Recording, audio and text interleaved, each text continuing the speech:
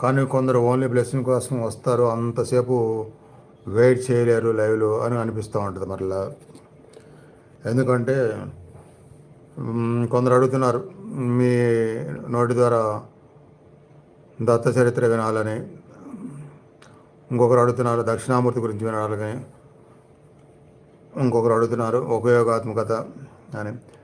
ఇట్లా నాకు కూడా అనిపిస్తుంది ఎంతో అందరు తెలుసుకోవాల్సి ఉంటుంది అని త్వరగా కంప్లీట్ చేయాలి అని చెప్పి. అదంతా రెగ్యులర్గా అటెండ్ అయ్యే వాళ్ళ ఇష్టాల మీద, వాళ్ళు బాగా రెస్పాన్స్ ఇచ్చే దాని మీద ఆధారపడి ఉంటుంది. ఏది ఎక్కువసేపు చెప్పాలన్నా, ఎంతకాలం కంటిన్యూగా అనేక విధానమైన జ్ఞానం వచ్చే విధంగా అన్నింటినీ చెప్పాలన్నా. ఓం శ్రీ లలితాదేవి నమః.